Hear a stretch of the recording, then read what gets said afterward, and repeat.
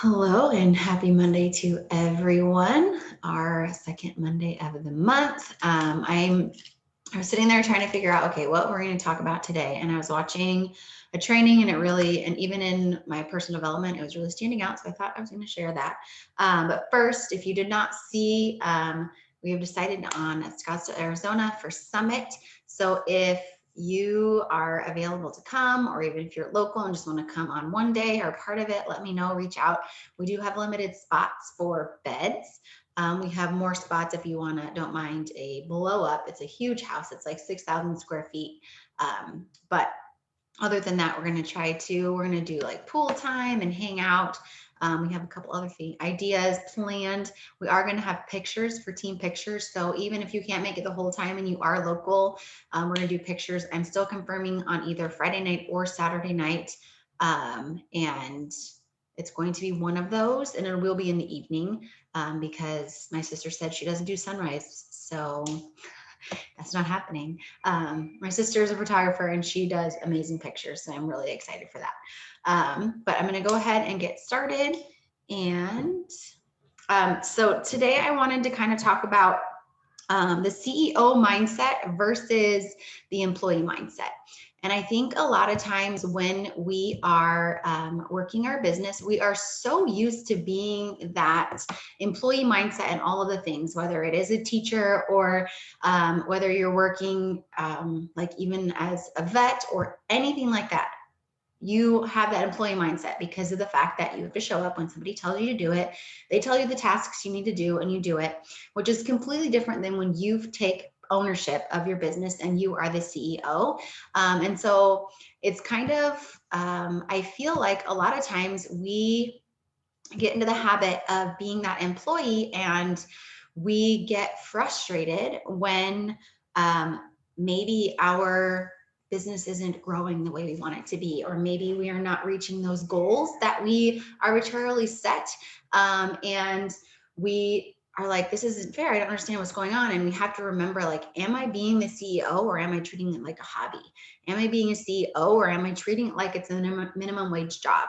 And a lot of times we are treating it like it's a minimum wage job. Yeah, we're treating it like it's a hobby. And I just want us to like know the difference so that you can own that. A lot of times we will compare somebody else's journey and someone will be like, well, I'm just not making full-time income, so I don't think that's really possible in this business. And I'm here to tell you that it is 100% completely possible to make more than a full-time income in this business. I was laughing with my husband the other day because for summer school this year, they're paying $40 an hour for the district that I taught in. I was like, I want to go teach summer school. $40 an hour sounds awesome. And he was like, you're not doing that. If you're going to spend 4 hours a day working, you're going to work in your Beachbody business because you make more than that hourly. And I was like, you're right. But you know how I know I make more than that hourly? Because I track my income and I track my hours. And I don't say that to boast or anything like that. I say that because I think a lot of times a month or two in, 3 months in, 4 months of being intentional with our work time, we start to get a little frustrated and we start to pull back. But after 6 years in this business, your hourly wage can be absolutely mind boggling. Like I looked at my hourly wage last month and I'm just going to share, I made $115 an hour working my Beachbody business. Like that's ridiculous because I've been putting in the time, I've been treating it like a business for the last 6 years. And so I'm going to go through a few things and we're going to talk about this. And if you haven't been treating it like a business, or you kind of sort of think you've been treating it like a business, we have to do a gut check and ask ourselves, am I really? What are you tracking? Are you tracking your hours? I have a thing that I know exactly how many hours I've been working every single month for the last 6 years. I know exactly how much I have been making every single week for the last 6 years. Yes, spreadsheets are my jam, but you don't have to have a spreadsheet to know how much you're making. You like when you track, I can go back and I have my notebook before I started using Teamsy. I know how many invites I'm sending. I know how many follow-ups I'm sending, and really making sure I'm being intentional with that because I knew when I started that this opportunity was something that could take over and let me be more available for other things. And so even if you haven't been that way, you can go ahead and do a complete shift and start now. I just want you to be able to like give yourself permission to choose to start your business, treating it like a business. Give yourself permission to choose to be the CEO of your business, even if you haven't been. And stop comparing your business with mine, or stop comparing your business with Kim's. Like, not everybody needs, like, there's people who need Ashley who don't need me. But if Ashley's too caught up in what Kim's doing, then she's not going to be speaking to her people. She's going to be trying to go after Kim's people who aren't going to connect to her anyways. And so I need you to make sure that you know, like, you were created specifically for people. Like, God made you so that you could speak to certain people. And even though, like, Sarah and I may be the same Enneagram, we have a lot of same personality things, her people are different than my people. Like, in general, you just need to remember that you need to speak to your people and stay in your lane. Okay. And so I think a lot of times we get so caught up in the comparison game that it totally knocks us off our game. And so I'm going to challenge you, figure out what you want to track. I would encourage you to actually figure out how many hours you're working, not scrolling. How many hours are you working this business? Like, intentional, sending invites, your conversations are connections, you're doing the tracker. And I think that setting a timer to go off so that you can actually know, because a lot of people are like, well, I think I'm doing that. And then when I go back and I'm like, listen, if you were actually spending 15 hours a week doing the business activity tracker, in 6 months, your business would have looked completely different than it does now. So really being able to, and understanding that it's not going to happen today or tomorrow. A lot of times, if you talk to anybody in business, they say what you're doing now is going to show up 6 months from now. So if you quit at month 3, you just wasted 3 months of your life. Like, make sure you're in it consistently for that time. But when I started tracking my time for working, that was a big wake up call for me, because I thought I was working a certain amount. But once I started using my timers and writing it down, okay, I started working at this and I wrote it down when I thought, I could actually track and see, oh, I am not working 10 hours a week like I thought I was. I really only worked 7 this week. But it's also like, I need to make sure I have to go catch that up in another time, whether it's on Saturday or early in the morning, stuff like that. And so I'm going to squeeze this down so I can see a little bit. So the difference between your CEO and your employee is a CEO takes action to see business growth, like tracking. Now, if you are an employee of your business, you're only going to do what you think you should do. So maybe it is posting your workout on social media. You think you should do it, so that's all you're going to do. But like, it's actually like figuring out those things. Now, CEO is always applying yourself and setting boundaries. It's okay to say no. It's okay to have a calendar and have a set schedule. Like, that is very, very important. I know everybody makes fun of me because I have everything scheduled out, but it works for this time. And if I have extra time, I have extra time. But having, like, knowing where my time is going is super important, because a lot of times we say we don't have time, but you just spent 30 minutes just staring out the window, which sometimes you need that. But if we're just staring out the window all the time, like, let's be real, it's not going to move your business forward. And sacrifice now is going to pay off later. So when I was teaching full time online in the class, all of the things when I started, I didn't have a ton of extra time. So I had to be intentional. Now I have more extra time, and I can have a little bit more leeway with how I schedule it. But that's not how it started right away. Okay, I had to make sure and schedule it first, because I know a lot of people are like, well, you're at home now, but I wasn't. I was teaching, I was doing all the things. So now this is the one, is the CEO keeps her blinders on and stays in her lane. Guys, we have to stop comparing and worrying about what other people's doing. All right. I can't even worry about what Amy's doing and how she's much more dancy than I am. So her reels are fun and mine are boring. Like, I can't even compare something like that. Like, that's just, we can't worry about that. Or, oh no, Sarah has more likes on that post than me. Or so-and-so reached out to her instead of reaching out to me. Guys, if they're not reaching out to you, they're not your people. Don't worry about it. And That's where like the personal development comes in, because I used to not be that way. I used to get my feelings hurt if somebody reached out to somebody I knew instead of me. But over the years, I've just realized I'm not for everybody, and that's okay. All right. And I'm not even like blunt and mean. Like, some people need a sweet Sarah instead of me. Okay. And so you just have to know that your people are there and waiting for you. And so keeping those blinders on and not worrying about what others think is huge. And so obviously the employee is stuck in the comparison game, which is the opposite. CEO is dedicated to her growth, but also helping her team grow. And so I think for this is like, you are trying to make sure that you are growing by you and your personal development. You're making sure and hitting those goals. And I know that we use Success Club as a measure in this business, and that's just how it is. But when you are having that goal of Success Club and saying it's non-negotiable, that's just something that you're saying, I'm going to show up until 8:59 PS Pacific Standard Time every single month to make sure I hit that goal. Okay, you're going to be showing up and talking to more people and sending all of those things.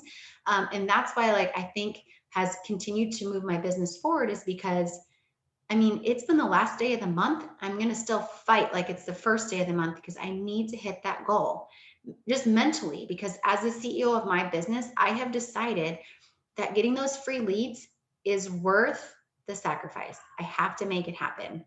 And so you need to be able to apply that. Sorry, my notes are on a different page. I should have printed them out. All right. The other thing that the CEO does is they don't give up in the struggle, but you push harder.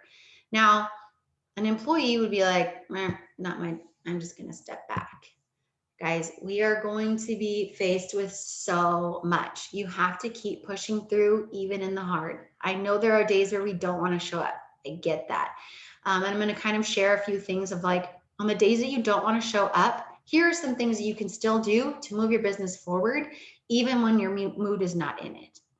And so those are just the differences between a CEO and an employee that I just found.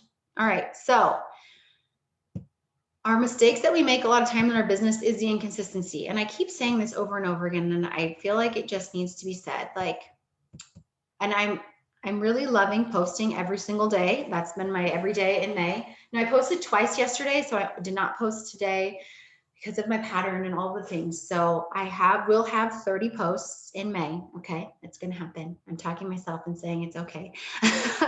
But like, it's the consistency. And the reason you need the consistency is because when you are speaking to people, and in your post, you're going to be speaking to their pain points. You're going to be saying, where are they at right now? Where was I at before I found Beachbody? And so when you're showing up, the consistency is for those people that when they read their post, they see that you're still there, because they have to know, like, and trust you. And if Sarah goes missing for a week, then she's not going to be there for me when I need her, because she only is here once a week. And I need somebody who's going to check in every day, or is going to be on our group stuff. And so maybe you're like, I just don't feel like it today. You're not showing up for you today. You're showing up for that person who you just talked about in your post, who needs that community, who needs that solution to whatever your pain point is talking about. And I think we need to get away from feeling like we always have to sell, like that we're selling a challenge pack, because we're not. I'm selling me. Why do you need me more than you need somebody else? Because I'm going to tell them like what I have to offer, and we're going to connect on different things than people are going to connect with Kim or Jill or something like that. And so when you're showing up, you are telling the people, I'm going to be here even on my hard days. I'm going to be here. Okay? And you all know that some days you have bad days. I'm not expecting you to be perfect. I know that, and life happens. But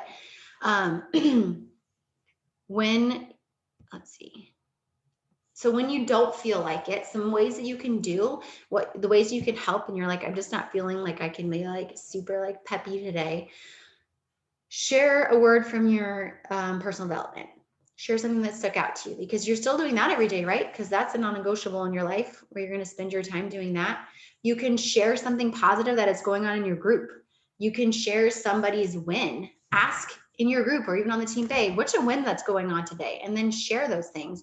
There's ways to share positivity and light without having to feel like I have to lift them up and I'm just not there. Because some days you just feel like I don't even know how I'm going to function, but I can share a little bit that encouraged me. And that shows somebody like, look, they're walking through the hard with me and they're still trying to find the good. So you could share a recipe or a testimonial or something that doesn't require you to be like, hey guys, today's really great. I'm so excited. Like you can share something, even like something you found at Target, like provide value or some kind of new hair tip, whatever you like to do, like add value on that day because that way you're hitting them. So break the routine. I know this month we have challenged you to do your 8 reels. That might be breaking your routine. Share ways that like shake things up. Now, if you're like, I don't know what I need to do, a good way to figure out is to ask your people what they want to see. Do questions, do polls, do this or that. So get to know yous. People vote on those polls more than anything. They love giving you their opinion. Even if you don't really care what their opinion is, like you're going to pick the gray paint, you still ask, do you think I should do gray or white? Like they love to give you their opinion. Ask them what kind of books they're reading. Like asking your followers questions helps you get to know them better and it helps you be able to change content up because maybe you have a bunch of like serious bookworms following you and now you can start sharing your personal development book every month. Or maybe you have people who really just like, for me, I wouldn't be makeup or hair, but maybe your people like that. And so you can share that. But asking questions is huge. It's always fun. Like, what do you want to see? The other thing you like to do, Amy has taught me this, is you can go in and ask your own questions. So like if you know, like you say, ask me anything, let's do this. You can go and put questions into your poll and ask it. And then you're sharing information about yourself that people don't know you're the one who asked that question. But maybe you want to be able to share people how you started. Maybe you want to share with people your love for blah, blah, blah. And so like, I love that idea that you know those objections. You know that people are afraid because they don't have enough time. And so maybe the question you ask yourself is, how do you find time to fit in your fitness? And then you're able to share that. And or I'll just go and ask questions on Amy's too. So you can go ask questions on ours. So you can like just be able to let people get to know you. And then once they start seeing those questions asked, they're more likely to go in and ask a question as well. Sorry, I think I need to find my page. Oh yeah, Ashley's been doing the Ask Me Anything Wednesday. I love that. And then it's consistently on Wednesdays and people look forward to those things. It's amazing how much like they get into the routine. I used to do like a meal plan Monday and I would cook a recipe every single Monday live. And I got out of the habit and then I started getting messages like, when are you gonna bring that back? And I was like, I should bring that back because people like to do that stuff. And so think of those things like maybe it's a 30-second reel where you're recording as you're doing that and you just do a meal plan every Monday on that. It doesn't have to be meal plans. I just, whatever. So when you're posting, like post for them, you're not trying to post for you. And so speak to those pain points of your ideal client. Allow them to know you and allow them to know that you see them and that you hear them and that you want to serve them. And so like maybe it's talking about like, before this, I felt blank and this is the solution I found. Or I know like a lot of times like Kim was not really much of like girls as friends and like just finding this community and being able to share that this opened her eyes. I've always had issues with like finding friends and being afraid that everyone's going to leave me, but being able to like share the community that I've found, even though it is virtual, and being able to say, listen, like I know they're there. People crave stuff like that, but they don't know that like this opportunity will also provide that. Sorry, scrolling down. Okay, so I think, so in your stuff also saying like, what are the problems that they're needing help with? What are they Googling? I liked that idea. So like, what are your people Googling? Are they Googling like 30-minute meals? Are they Googling how to get your water in? Because I get that all the time. Like I cannot get water in. And so I will just randomly just share how I get my water in every day. And it's nothing fancy, but people are like, oh, that's a really good idea. I didn't think about that. And then just like so they can something simple like that when they're reading your posts at the end they have to be like I need to connect with them or you're telling them what they need to do next. I know a lot of times we don't want it to be a call to action, but it might just be like comment below if you feel the same or reach out if blank. Just people need to be told what the next step is. So we can't assume. I know a lot of times we assume like if they want this, they will tell me. And that is not the case most of the time. I have messaged so many people and I will even say like this post if you'd like more. And people aren't even maybe reading that part, but they do like the post. And then you can start the conversation with them. Thank you so much for liking my post.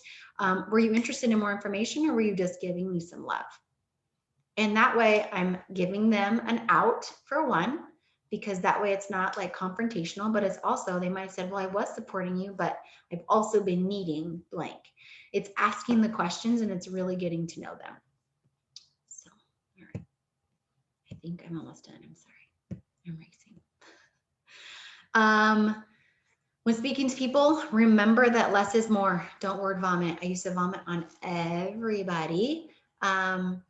Leave things open-ended, like having a question, like always asking, even like my shifting your birthday messages to how are you celebrating, you're leaving a question and people are responding.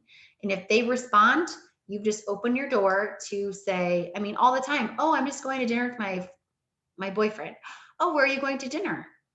And like just asking questions, like just to get conversation going so that you're not just the workout person who keeps posting her sweaty selfies. So and so because that's how you become the person that's relatable. Let's see, energy and confidence is transferable. This one is big. So if you're not feeling very energetic, and I hate it, I hate the term energy. I don't know why, but I do. But what I'm saying is if you're feeling like a Debbie Downer, people are going to know. They're going to know. And so just trying to, okay, maybe today isn't the day that you need to be sending messages because your mood isn't there. So instead, you're just going to go and do all of the connections of love bombing everybody, commenting on their posts, liking their pictures, responding to their stuff. Like if you're not in the right mindset and excited about your upcoming group or excited about what's going on, save that for later or drink some energizing feel later, except you, Sarah. But like do the things that are going to hype you up and get that in, because when you're sending a message, even if it's one of your like typical copy paste, people can like feel that. And so I just want to encourage you to like not send those during that. Kim says, I like to post about what I'm getting objections about. Yes. And so saying things like, I remember when, and relate it to myself. And this is huge because I know like even right now, people are, their objections mainly are time, money, they've failed before, fear, all of those things. And so when you're starting to see the same objections popping up, make that your post for tomorrow. Talk about like, you know what, when before I started, I had been watching a girl and I was afraid to say yes because, and start talking to that person. Sometimes I make a post and it's because of a specific person that I've been talking to or specific people that I'm talking to, because I know that that's what they need to hear right now. And I know that because I've been showing up consistently and I've been reaching out to them in their life, they're going to start seeing that post. And oh, I like that. Instead of a normal CTA, how good will you feel once you blank? And so that's just saying like once you lose 5 pounds, once you stay consistent for whatever, but instead of saying join my group, asking them a question like how will you feel good if, but it's definitely like ending those posts with a question. Do you feel me? Are you with me? Type of that stuff. So all that to say is taking ownership and being a CEO of your business is going to shift the way you post. It's going to shift the way you show up. It's going to shift the way you track. And I really want to encourage you that even on the hard days, you have to show up and you have to tell that mean girl to shut it. Last week, Kim and I were having a mean girl day on the same day. I mean, it was awful. We both were like this. And it's just like, you just have to tell them, like, you can't be worried all of the time about like the what ifs. Like, we can what if ourselves into a craze. And so I want to encourage you, like, when you are feeling that way, reach out to somebody so that they can tell you that you are wrong. Your mean girl is just trying to knock you down. And usually before something big is going to happen, like, you're going to come up against an obstacle, because that's how it works. That, they don't want you to win. And so you got to win, and keep going. And I just know that I think it was last week, I was like, I just want something easy. And then I realized and sat back and thought, like, no, I don't. I want to be able to impact my community. And if you don't have like your mission statement, I learned it in Josh, and it was like a sentence that like is why you're doing this. And I know that like before I started this, like, I loved teaching. I loved my job. I didn't have any reason for wanting to quit except to be home with my boys. And so, yeah, sometimes it's really annoying to post on social media every day. But what I've learned is, like, when you help somebody and they say, because of you, I was able to do blank, like, that means more to me than, it took me 5 minutes to show up today, or it took me 1 hour of my day, and now that person has lost 88 pounds, or now they just ran their first Ironman and she couldn't even walk up the steps after her first workout. Like, what we're not just like selling a challenge pack, we're like giving people hope in their life by showing up. And I've been able to see that, yes, my fitness is my business, but like, because I'm sharing my heart in other areas, I'm able to connect to people. And like, this is your platform. And yes, I want to grow my business, but I also love that this week I have like 4 calls of people to ask about foster care so they can start. Like, I'm connecting with those people because that's my other passion. And so I think like just knowing who your people are and speaking to that and providing value. My value this month is all about foster care. It has nothing to do with fitness, but I'm also still showing up on the fitness side too in the business. All right. Any questions?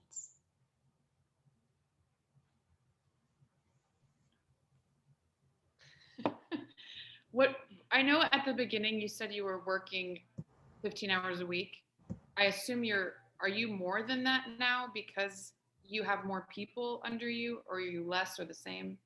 I am usually 15, max 18 hours a week, just because of the choices that we have made for our family. That is what we have committed together on our calendar. And so that's what I do. I just have to be super intentional with those hours. And so you can get a lot done in that amount of time. But I just have shifted. So like, I do me first, and then I go and help coaches.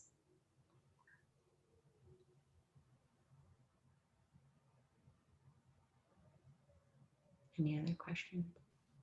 Comments? I have a question. Yeah. At what point in your business did you feel like you went from like helping people with their fitness to like helping them build a business? I felt like it was out probably like right around like 1.5 years. I felt confident enough. And that was just my personal journey because I didn't feel like I had time before that. And I think I needed to really dive into personal development first. And so I think the main thing that I learned though was that I was trying to help people build my business instead of helping them build what they wanted. And so I really had to shift that because everybody's like, even though like the people, all my PS coaches like came to me, every single one of them is so different. And so I really had to learn like what they needed instead of what helped move my business forward. And so, yes, 5-star is like a huge goal of mine. But if I have coaches who are mainly focused on income, I need to make sure and serve them there because rank isn't always the best way to increase your income. And so I want to make sure and serve them. And I found that that helps with longevity, is people stay around when you're serving their needs instead of asking them to serve mine. Do you feel like there was anything you did differently as far as your tasks go and each day to make that switch? I think I watched a video on like the reverse engineering, and that shifted everything for me. And it was just a reality of like the number of people that you talk to relates to the number of people that come along, and just understanding that, you know, the 1 in 10 thing. And so I really felt a huge shift when I started doing the 10 a day, not so many a week. It was like an you know, so like I will have 300 invites at the end of this month instead of 10 a day on the days I work, if that makes sense. And so I think being consistent in reaching out, like, because I was like, people will come, they'll see me. Totally come.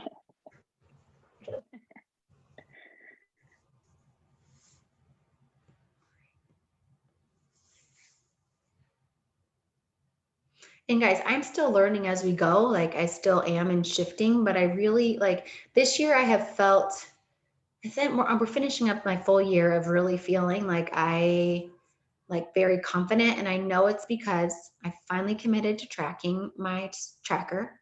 I mean, my first 5 years of my business, I used the tracker maybe 3 times. Not even kidding.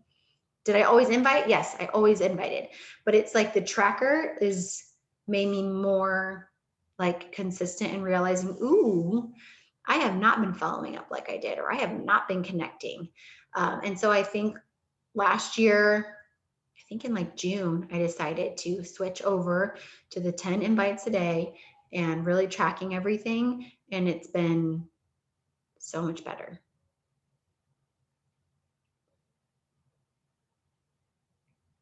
All right.